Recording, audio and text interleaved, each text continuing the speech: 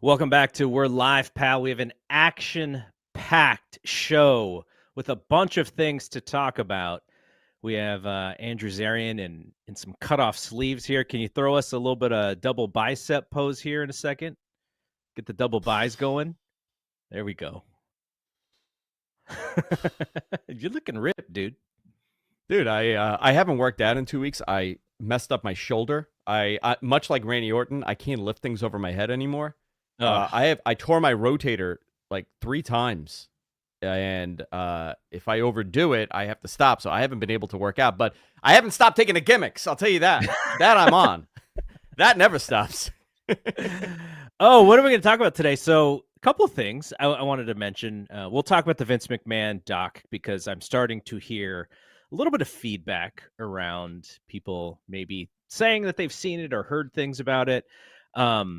Talk about the shows that happened last week, though. I will have to admit, I am not done with No Mercy. I am halfway through that show. I thought I was going to be able to finish today, but I was not. And then we have All Out to talk about, which is this upcoming weekend. But first and foremost, it feels like we do this every show. When is this AEW deal? When are we going to be able to say it is done? What's the latest? You heard anything? I can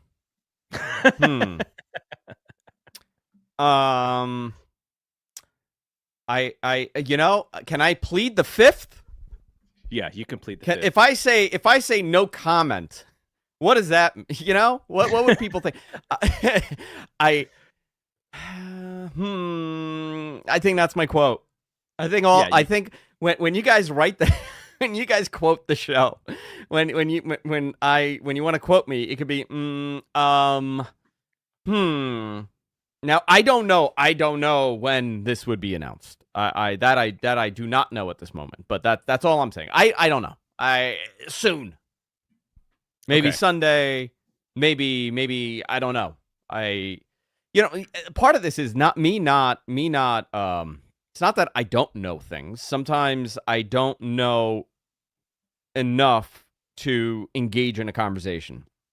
And I think when you're reporting stuff like this, the responsible thing is me not being a journalist, but the responsible thing is to be able to give more than just a yes or no.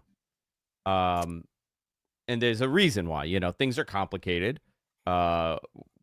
This morning I got kind of trapped in that question, and I had to think about how I'm going to respond. But I would say an announcement is coming, obviously. But these are things that, let's say it's done. Let's say it's done today. Let's say it's done yesterday, right? Let's just, for this scenario, there would have to be a number of things that WBD would need to get in line before they announce it, and the same with AEW.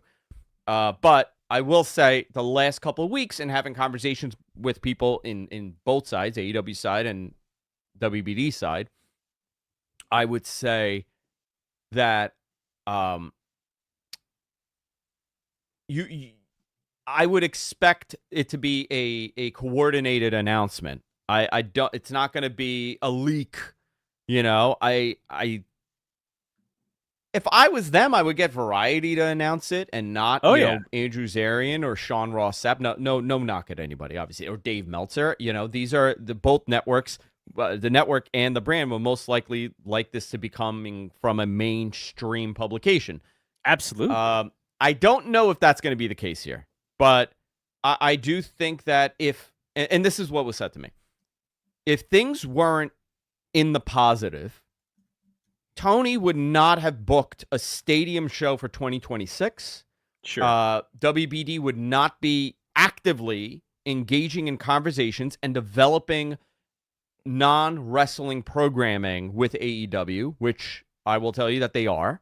There is stuff being developed for 2025. I mean, 2025 is already locked in. Like we know there's pay-per-views, right? And we know that they're booking large arenas. We know that he paid, he gave Swerve a good deal. We know that he's signing people. That's not moves that you do if you are not 100% confident in a TV deal. I have no clue on the financials. I've never been heard that. I don't know anything about it. But again, in a couple days, I may be able to talk deeper into whatever's going on. But my quote is, we'll talk about it in a couple days, or maybe a week, or maybe 2 weeks. I don't know. You know, Well, I will that tweet answer is something good. tonight, though. That answer is good enough for me. But so what you were talking about was you do want the news to kind of come out. You want the sports media folks who talk about the NBA deal being done and the NFL Yeah. being on Netflix. You want those guys talking about it. Of course, you want the wrestling folks to talk about it as well. But you're going to get more bang for the buck of the news, and it's going to go viral much more quickly if Variety or Hollywood Reporter covers it, for sure. I'm going to a wedding in a couple of weeks, in 2 weeks, and somebody that is very in the know is going to be there. Oh wow! I happen to be always at the same table as this person. It just happenstance at any of these like events that we go to. So I'm sure I'm going to bombard him with a million questions. So, but I think 2 weeks from now, possible that we hear. You know what something. sucks about it though? If with the NFL being back and the NBA playoffs being done, there was a small window where news like this could probably last a couple of days. But now that the NFL is back with games starting on Thursday, they also have a game on Friday. There's less run that this news is going to get in the mainstream media because there's just more things going on in sports media than AEW right now. Yeah. All right. Something else to talk about. This Vince McMahon I have a documentary. question here. John, a producer has a question. John, please, can they hear you? I think they can right now. Okay. Give me this. I love it when John has a question. Awesome. So how would, if AEW gets a TV deal, how would that affect TK booking matches going forward? Do you think the AEW product would change as a result of AEW getting a TV deal? Yeah, I think so. I think well, the booking has changed. And Garrett, you could attest to this. I mean, you've seen the change from 2023 today, like a year ago today to now. It's really changed. And I think Tony has kind of prepared for this. But Bryan Danielson being your world champion, there's a reason why Bryan Danielson and the importance of Bryan Danielson having that world title. It's not, don't overlook it as he's really deserving and Tony wanted the title on him. It's more about the optics. He's a recognizable name as your world champion, as a deal is about to, happen. I have no doubt that a deal is happening. I could tell you I'm 99.9% sure they are staying on Warner. I mean, there's no question about that. Whether or not they get a great deal or not, I think that's the conversation, and we'll know that when they announce it. But Tony's booking has changed, and a guy like Bryan Danielson holding that title is very important. A guy like Okada holding the secondary title is very important, or Will Ospreay holding another secondary title is important. You're putting your pieces on television to tell whoever that viewer is, whether it's a everyday P1 hardcore AEW fan or the casual viewer, the emphasis is on this group of talent. Mercedes Moné, right? Established name, recognizable. Bryan Danielson, established name. Will Ospreay, coming up. Okada, as far as hardcore wrestling goes, one of the most established names, probably considered one of the greatest wrestlers of all time. You don't position things like that just to put titles on people. It's very strategic. Tony's don't listen to the internet. Tony's a very brilliant man. Don't look on Twitter to evaluate who Tony Khan is.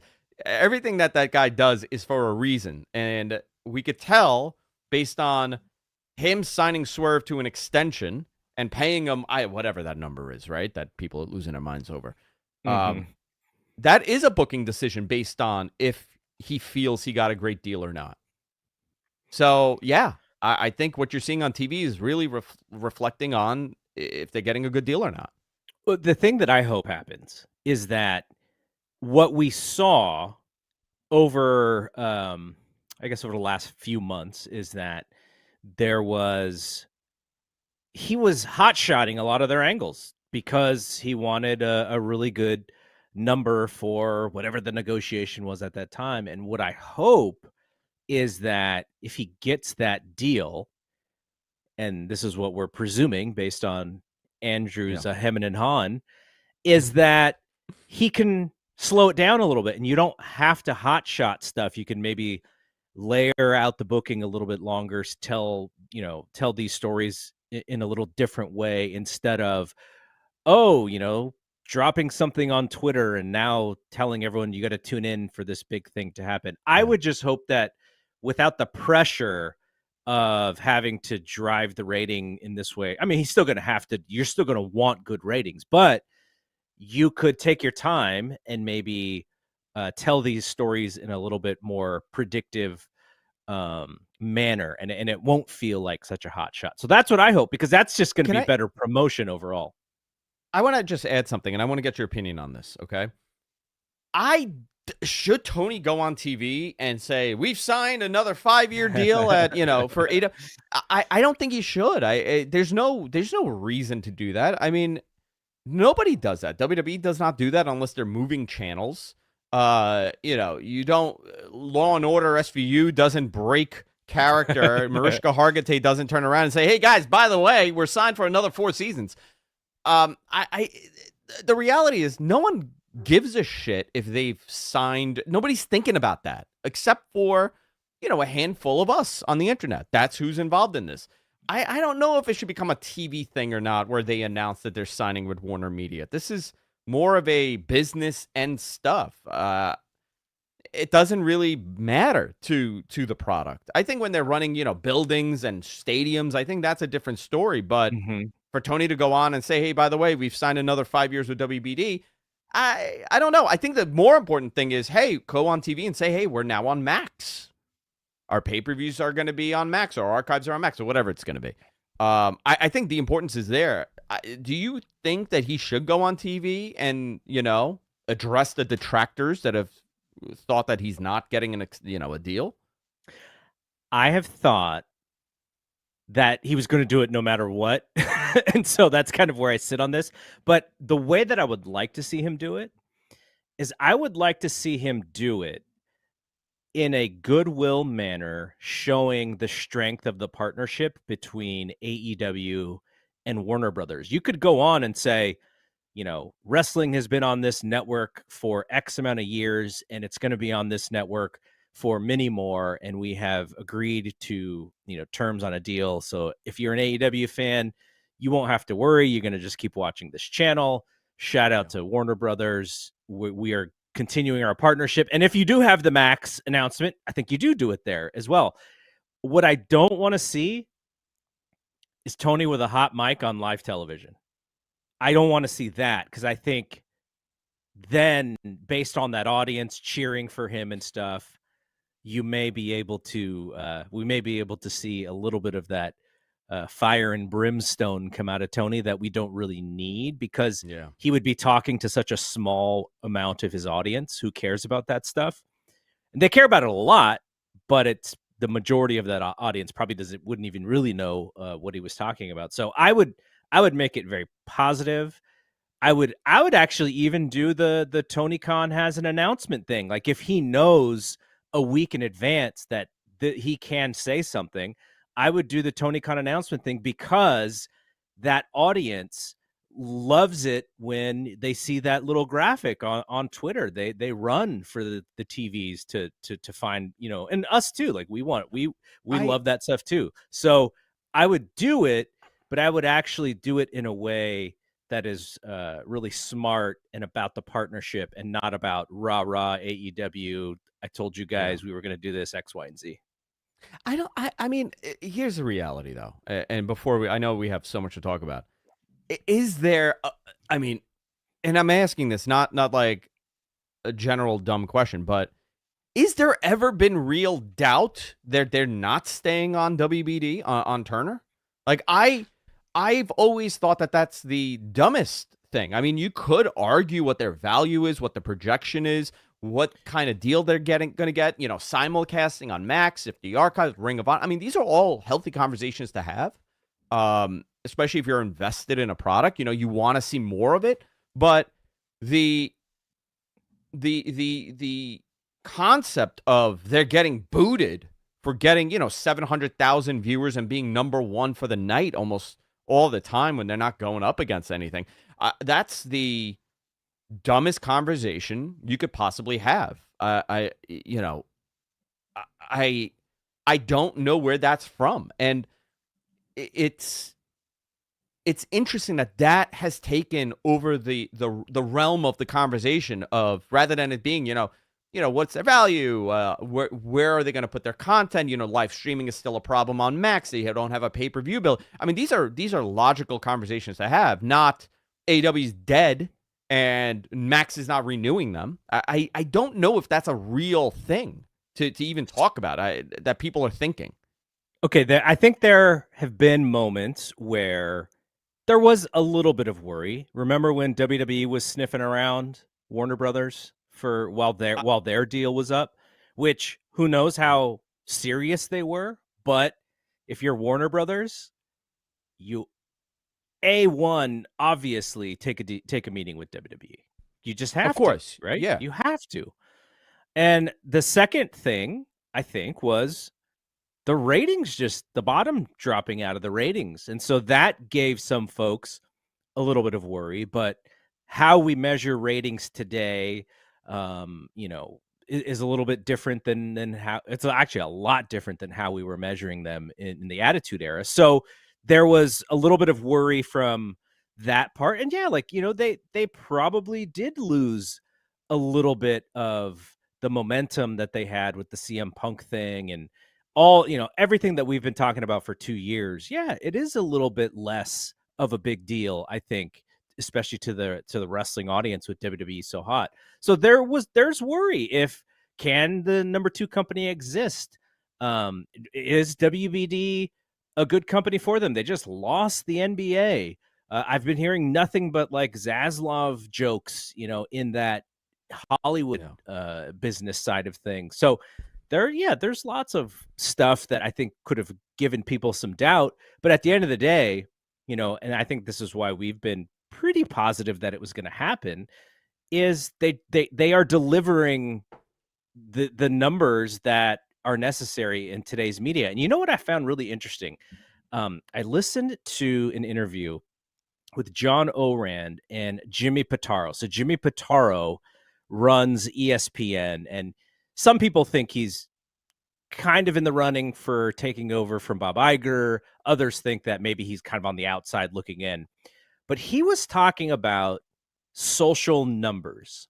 And we think of social media, who cares about that stuff? Like the reach of a tweet versus the reach of a television show is just completely different, and how long people are watching it. But he said something that I didn't even really think about necessarily, because ESPN, think about all the places where you can watch ESPN content. ESPN, the channel, ESPN Plus, ESPN YouTube, they just have content everywhere. But he said when they go to their socials, they don't just want to repurpose content that is on their linear channels. So you're not going to see a clip from SportsCenter on their Twitter account. They want completely brand new original content created and curated strictly for social, because they see that audience as different from the linear audience. And we continue to hammer TK about why is this interview not on the television show and why is it on Twitter? So I think Tony probably really understands that. Now, does that necessarily work for the promotion of his television, which is still the A1 game? No, he should probably still put those pieces of content on the television show, but maybe they fall by the wayside because they don't have enough room, and then they go, okay, we're going to put it on the Twitter and the YouTube, which is fine.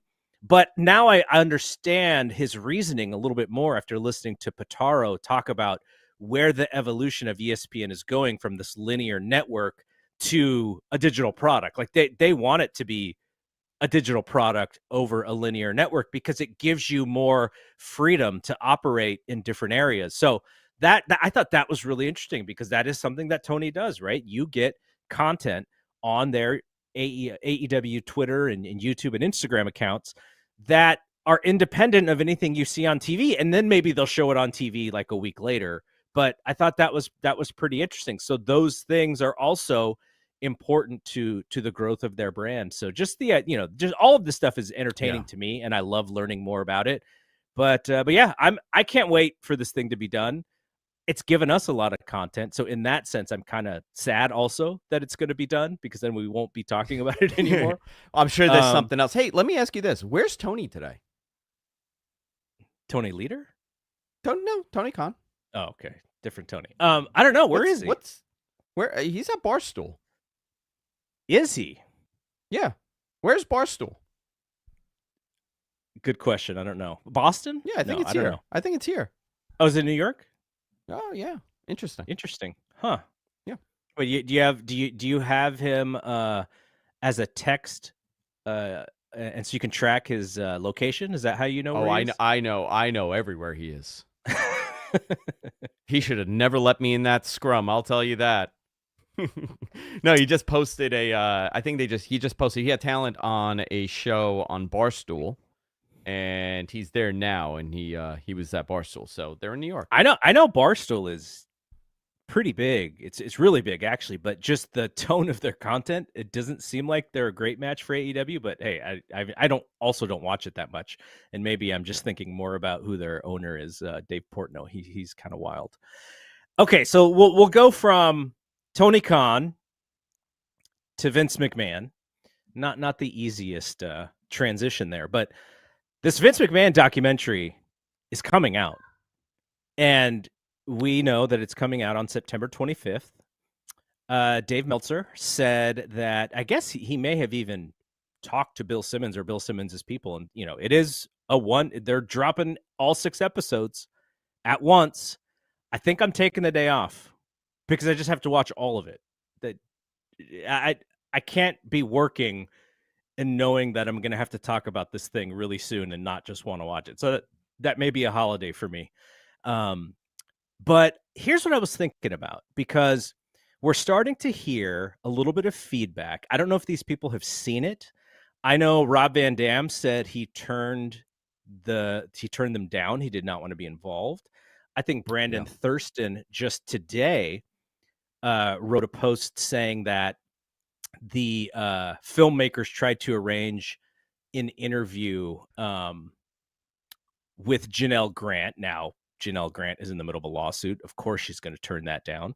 But so that question has been answered on whether or not they reached out to her. And I think, now I don't know this for sure. I was just reading Reddit. I don't know how much I can rely on a Reddit poster, but somebody on Reddit posted that Conrad Thompson and I think Kevin Nash both said that the documentary was going to be very, very negative on Vince. I think I saw the term double shovel burial. Now, what is a Vince burial to those guys? Conrad Thompson works with WWE folks. He is the son-in-law of Ric Flair. Yeah. Kevin Nash is not very thoughtful when it comes to this stuff, so I could see him, saying whatever.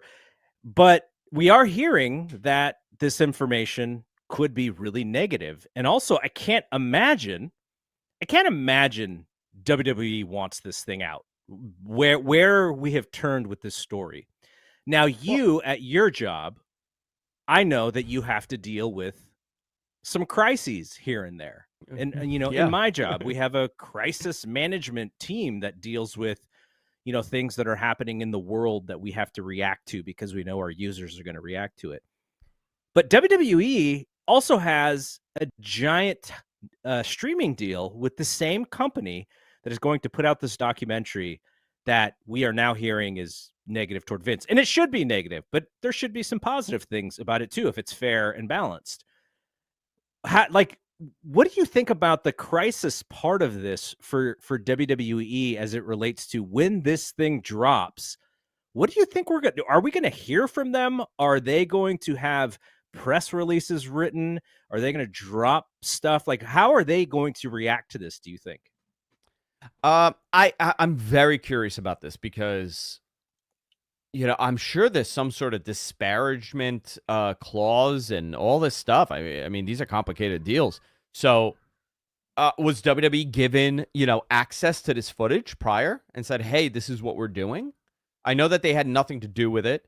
The Ringers involved with this, right? Yes, and the Tiger King guy's the producer, and the Tiger King guy is the producer. So, I don't know. And to be honest, that Tiger King documentary took a pretty lunatic of a human being, and they made him into a nice man, where people were talking about him coming out of jail, and this man has issued death threats and all this stuff. Forget about the animals. I mean, I have a certain feeling about that, about zoos and keeping these amazing animals locked up like that. That's just my personal thing. So I don't interject my personal morals with this stuff, but I don't believe you want me to be honest about these docuseries, especially from Netflix? I think they're all bullshit. I think they are in the perspective of how the producer and how the creator is putting it out. None of them are factual. They're all forcing you to lean into one side. Now, that's not saying that this is the case with the Vince McMahon thing. There's plenty of heinous stories about Vince that has been around for 30, 40 years that you could use. I don't know how much of this man is a terrible man you're going to get. I would say, I'm going to put on my conspiracy theory hat. If it is like that, I'm going to say TKO okayed it. And TKO obviously does not want Vince involved in anything. Randy Orton doing an interview on WWE TV and essentially saying that the company is so much better under Hunter instead of Vince says a lot. He just did get a giant renewal on his deal, so he may have been. He did, but he brought up some interesting points like vacations and family time. For sure. Triple H left the pay-per-view to go send his daughter off to college. And that's applauded, and you especially Dave. I mean, and I'm sure Dave has told you. I mean, asking for a vacation, leaving a pay-per-view early to go to your family. I mean, these are all normal things that normal people do. This company was not run by a normal person. Negatively and positively, Vince. Nobody was able to do what Vince did, and it has everything to do with his psychopathic work ethics. I don't know how deep of a burial this is going to be. I don't, they could be saying that because they saw parts of it, but how does Conrad know that it's a total burial? I don't know. I don't know if he saw it. I didn't listen to the podcast, so I want to say that I was just looking at a Reddit thing that had gotten posted. Maybe Conrad saw it. Maybe he saw a piece of it. I know maybe that's before the deal was done. I know when I was talking to someone at the Ringer, they said they had seen a piece of it at an event, and that I think the expression was like it was wild or it was something like that, but it wasn't like a positive thing. I'm sure it was one of the more negative things. But here's the other thing too, right? Like here's the other thing, right? I'm just throwing this out there. We are a little numb to a lot of the Vince stories. I'm not talking about the Janelle Grant stuff because that's if true, if factual. Again, I have no idea. I never talk about this stuff. I mean, obviously that is the allegations are wild and disgusting, but we have heard so many of these stories over 20 something years. And to us, it's a wrestling story about Vince McMahon. We've heard so many of these. Is it heinous and is it scary? Like, is it burial? Because, these are stories that maybe some people have not heard and they may perceive it very differently. Or is it actually that case? To me, a lot of the stuff we've been numb to. And I'm going to bring up an example here. The Dark Side of the Ring story about Ric Flair, right? The plane ride from hell. Mm-hmm. That was a story that was told for 20 years. Mm-hmm. Everybody heard the shoot interviews. WWE did a freaking cartoon about it, depicting Flair flashing, on the thing. They depicted him as, sleeping with the stewardesses at the time. And you know what? You know how everybody reacted to that story? Laughing. Ha! Isn't that funny? Isn't that Ric Flair? Isn't that what Rick does? 2021 standards, somebody else puts it out. The mainstream gets a hold of it, and now it's like, wait a minute. if it wasn't Ric Flair doing it, and if it wasn't told in a laughing matter, that's a crazy thing to do. It's 50-something-year-old man taking his pecker out on a plane. Mm-hmm. But to wrestling fans, it was a normal thing. I'm curious if it's going to be similar. And again, not downplaying anything here. I'm just saying the perception of, is it a burial or is it not? I'm really interested in that. Well, I'm really interested if it's not going to be regurgitated Vince McMahon stories. I'm very happy that you went there, because my next question, and this is why I don't think it's a TKO conspiracy, because Netflix is mainstream media, right? Netflix has over 200 million subscribers worldwide. So this is not the how many people watch WWE content on Peacock, up to 1.5 million or whatever. This is not that tiny audience. You're going to have the Netflix algorithm, and this is why they paid so much money for this doc. You're going to have that algorithm feed this story of a pro wrestling crazy man to casual Netflix viewers. Netflix has the most engagement of any of these platforms. So this thing is going to be in the news cycle. And when when the Wall Street Journal articles came out, it was in the news cycle. But then it would kind of go away. Then Vince would do something, and then he was back, and then Stephanie quit, and then, finally we got the lawsuit, and then it was back in the news cycle. This Netflix thing, for as long as things can stay in the pop culture zeitgeist, they don't stay very long anymore. But 6 hours of a show dropped on a Wednesday in late September when we were younger. That's when all the new shows, the new seasons of the new shows would drop. Raw's coming to Netflix in January. SmackDown is back on USA in September. NXT is moving off of USA in October. So there's a lot of moving pieces around this time frame.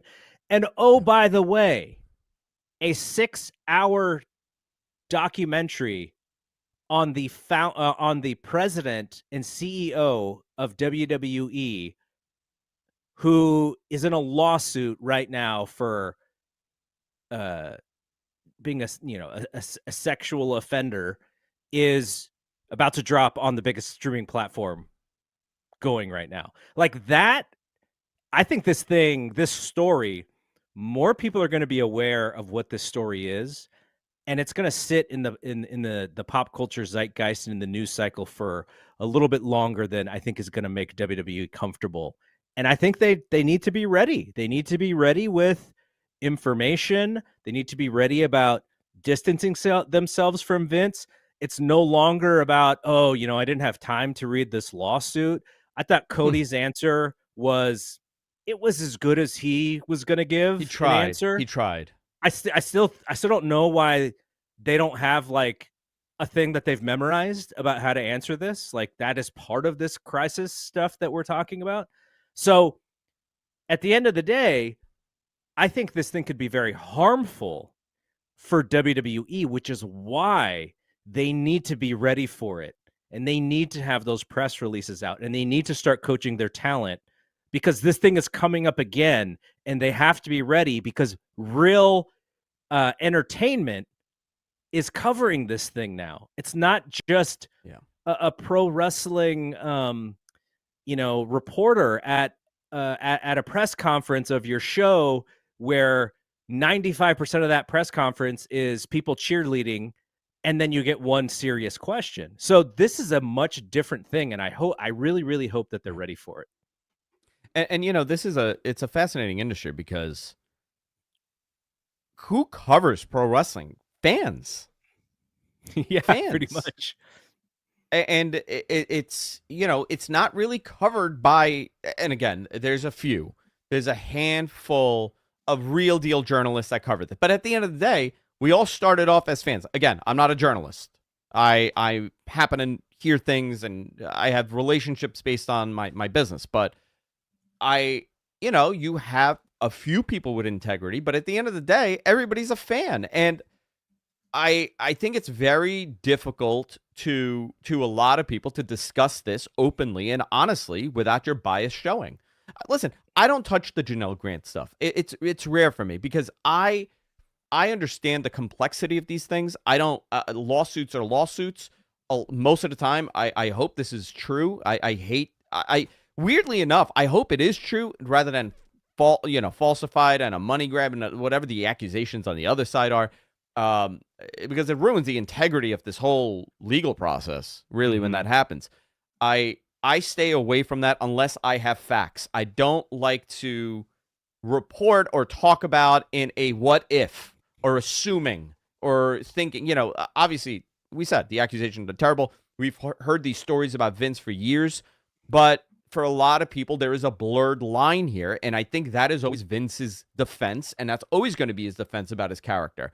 There's a blurred line. The character of Mr. McMahon and the person Vince McMahon, the line is blurred because he's such a mastermind.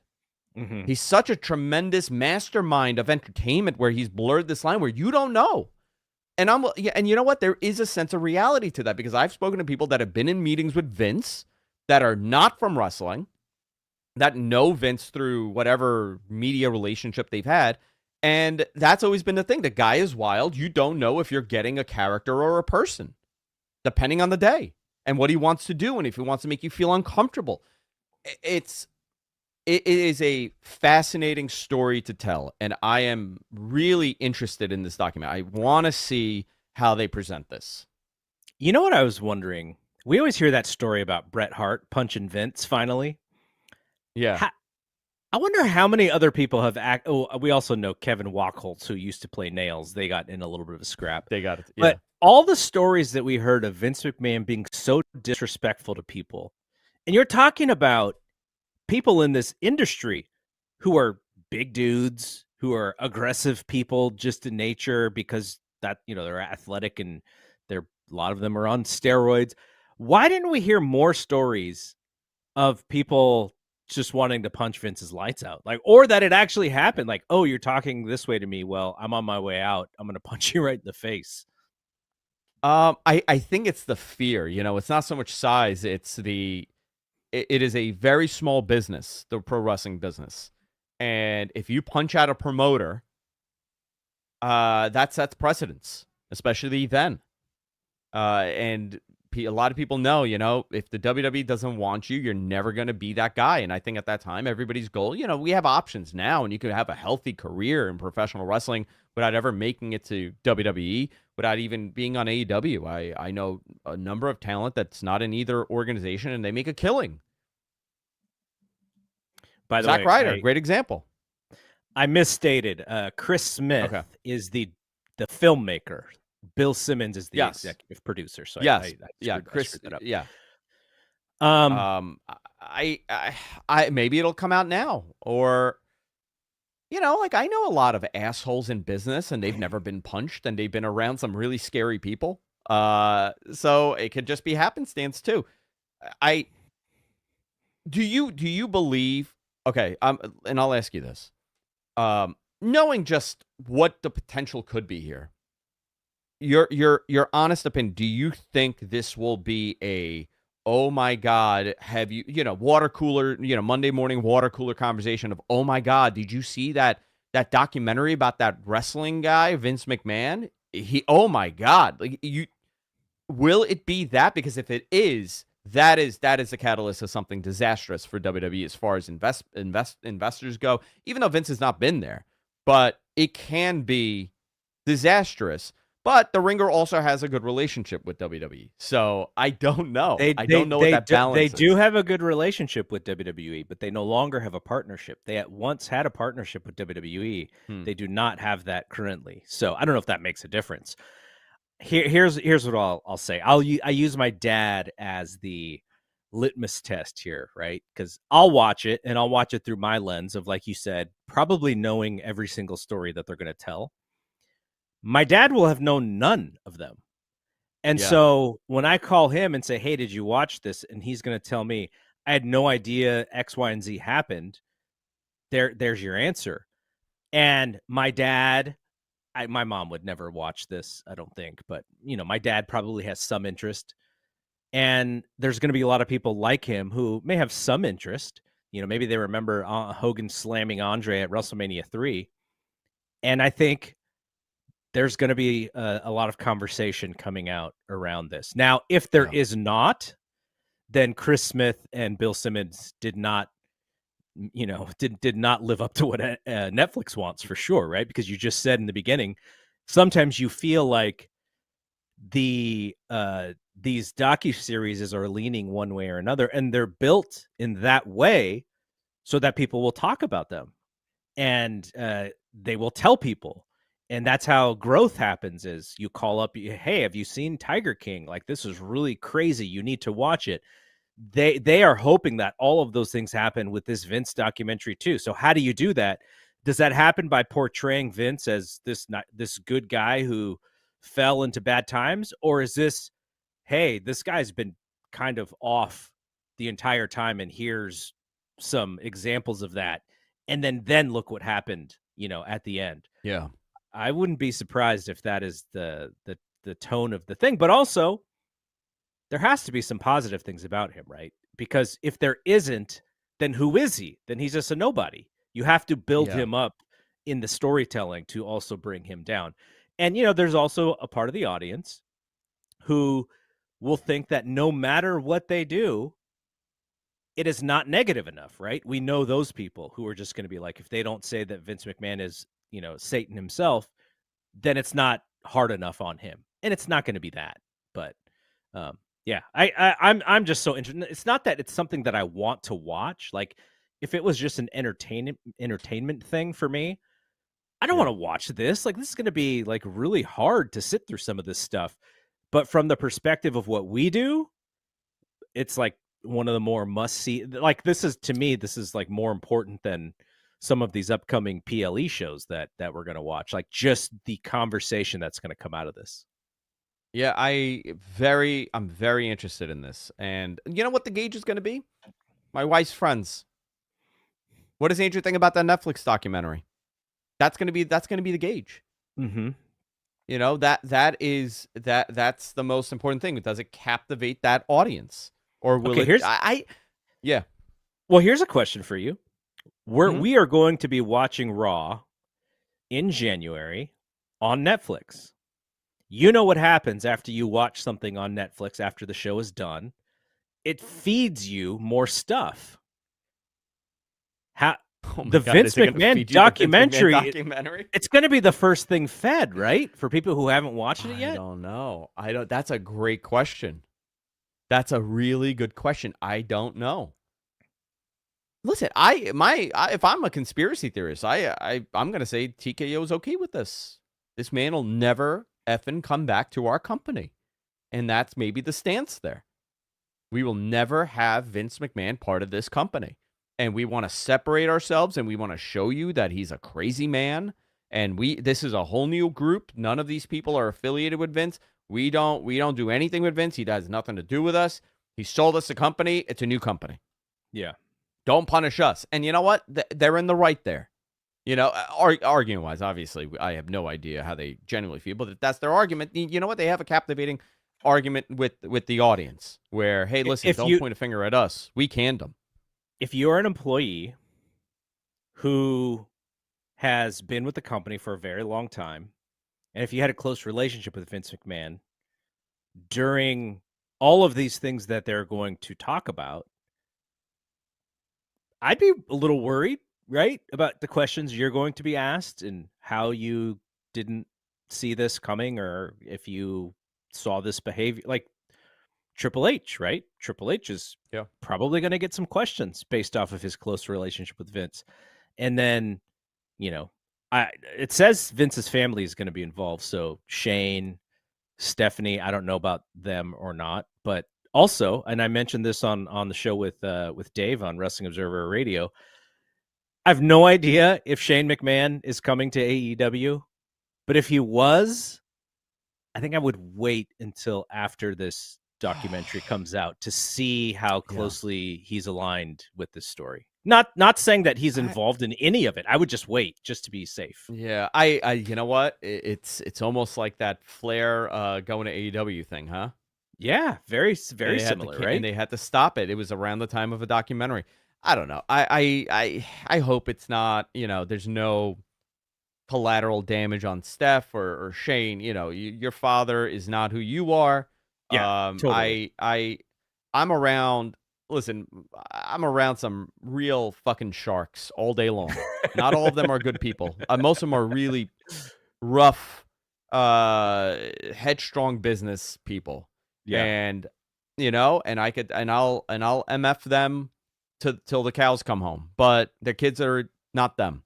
Yep. And I don't throw blame on them unless they're involved. And what do you want Steph to say? My father's a piece of crap. No, she's not going to do that publicly. Well, you kind of talked about the piece of, hey, this is a new company, like, we bought it and now we're running it the way that it's supposed to be run. It would be a nice babyface ending for Stephanie to come out last and just go like, everything that my dad did, I completely disagree with. And we want WWE to stand for, family and positive things and not just one person. And you could have her distance herself and then WWE from him in a very strong way. If that is how she feels, I don't know how she feels, but I do wonder if the documentary ends in this way where whether it's Steph or Triple H, and they're just like, look, we are so far away from that environment, and we're up into the to the next 20 years or whatever. We're just different. So we'll see. But there's going to be lots of stuff that we're going to be able to talk about when it comes to this. Yeah, absolutely.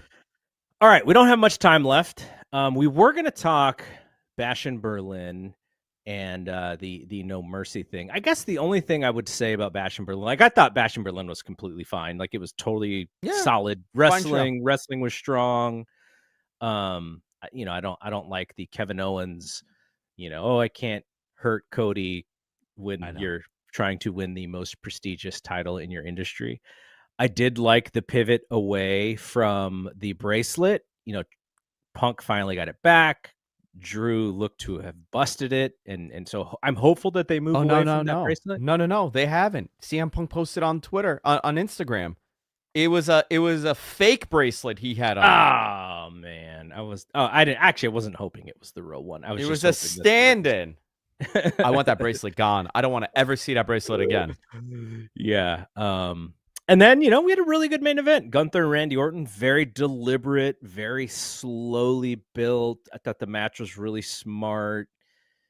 Good ending to the show. So, yeah, I would have gave it a solid B+ for these 5-match shows are really hard to kind of go, that was the greatest thing I've ever seen, because they're not really meant to be that. But it's totally fine content for 3 hours or whatever it was. Yeah, I thought it was perfectly fine. I love an afternoon show. And it was, my kids loved it, and we had a good time watching. So for All Out, which is on Saturday, so as to not go heads up with the NFL, we have All Out. Are you ready for another AEW show? I'm not necessarily ready for it, even though we knew it was coming. I'm wondering if this is going to be the last year they place it like this. Yeah, because All In is going to be in August next year, right? All In is in, yeah. So they're moving, obviously, and we know that the Grand Slam is a pay-per-view now. So they are changing their pay-per-view structure. So what happens to Revolution? Does Revolution end up in March? And then you're just moving things around a little bit. I'm ready for it. I'm curious what they do with it. I mean, I don't know. Is Jungle Boy the best opponent for him? I'm just letting it play out. I want to see where it goes. they did do the storyline that we had talked about last week on this show about Danielson is the champion, and then when he loses, he's got to retire too. Like I thought that was Yeah. really well done how they did that. Yeah, I like that. You know, it makes sense. It All right, makes sense. quickly. He's somebody that was planning on leaving, and now he changed his mind. You know, he has a title, so he can't leave, so he'll defend the title. Right. All right, quickly. Here are the matches that we have so far. Now we have Dynamite tomorrow, so I'm sure they'll add like 25 matches tomorrow. But we have Ospreay versus Pac for the International Championship. That should be well done. I think I don't think we're going to be surprised on the finish, but I think it'll be an excellent match. We have Willow Nightingale versus Chris Statlander, Chicago Street Fight. That should be a whole lot of fun. Willow is like the street fight king or queen in AEW. Swerve and Hangman in like the most bloodthirsty grudge match we've ever seen in AEW history. Okay, here's a question. Is anyone going to drink blood in this match? Oh, yeah. I mean, that's where we left off last time. Maybe he turns into a full-on Dracula. Maybe that's next. I mean, yeah. I do like deranged Hangman, though. I like how nuts he is at this point. His character is so weird, though, because Swerve kind of one-upped him on the promo, and then he just left. He's like, I have nothing left. I have nothing left to top that. I'm out of here. So that always throws me off when the wrestler does that. MJF and Daniel Garcia. The best story they could tell is if somehow, some way, Daniel Garcia wins this match. I just don't see it. I don't think it's coming. Maybe he does win a second match. I just don't see MJF losing again anytime soon. Yeah, and another loss for Garcia. Yeah. You know, and you talk about booking, like these are the things that I don't like. Like if you're putting a guy like that up against MJF, have him on TV and have him win over and over and over and over and over again. Yes, that is usually how it's done. You know, like don't just take a guy that's been cold and put him up against MJF and be like, oh, here's the rub. You know, like I would imagine whatever happens, they'll continue this feud. I can't see like, you know, either one winning and it doesn't go anywhere. Mercedes Moné versus Shida for the AEW TBS Championship. Again, should be a pretty good match, but I don't think the outcome is in doubt on this one either. And the main event for the championship match, career-threatening Danielson and Jack Perry. Jack Perry is not the person I would have done with a 2-week build, because I think the only way this thing works is if there is, if the Bucks are involved, right? And I'm sure they will be, but man, I forgot about that. Yeah. Without them trying to pull shenanigans on Danielson's career. But then again, if you're the Bucks and you are EVPs, don't you kind of want Danielson around because it should make your company more money? Like, so there's weirdness. No. You're thinking too much logic. There's weirdness involved. But I think if you had Jack Perry as the number one contender and you had a full month to build up the idea of the Bucks are going to pull all these shenanigans to possibly put Danielson's career in doubt, it could work. I still don't think everyone would believe it, but on a 1-week build or 1.5 week build, I'm not sure that they're going to be able to tell that story in the way that would make fans go, oh, there's a possibility Danielson will lose. I don't see it. Yeah, I don't think Danielson is losing here, but he is losing soon. How long would you have him go as the champ? Me personally? Yeah. I would have him as champion for months and months and months. But that's not in the cards. You know, I think he's going to be done by December. So does he? Oh, you think it's going to be done that soon? Oh, this is again me. I hope not. I hope not. I've heard some names as to who he would drop it to. I don't think that person should be the person. Can we get him to March, do you think? You know what? I would be so happy if that's the case. Yeah, me too. You know, I would be thrilled. I would be thrilled. He does the show in Australia. He gets a big send-off there. That would be a great way to do it. But it depends on Birdie's, travel schedule. That's really what it comes down to. And we discovered that with Dave Meltzer. Dave asked the hardest hitting question. So I hope so. Listen, he is by far one of my favorite wrestlers to have ever seen live. And I mean, I've watched him his entire career.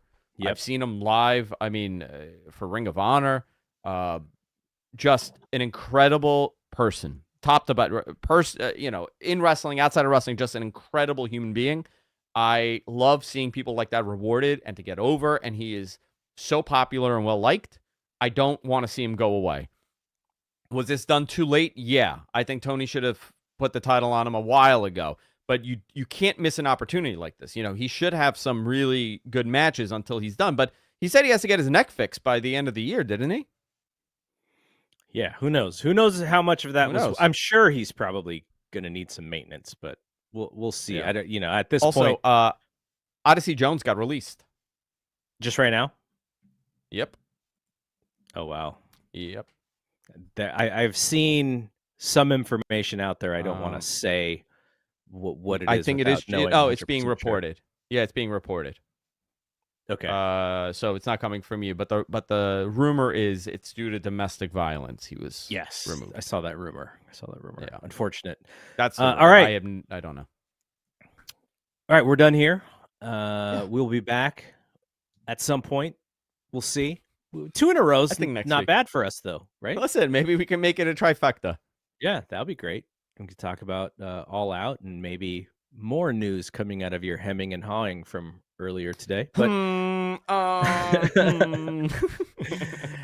okay, we're done. So for Andrew Zarian, I am Double G. We will see you when we see you. Peace out.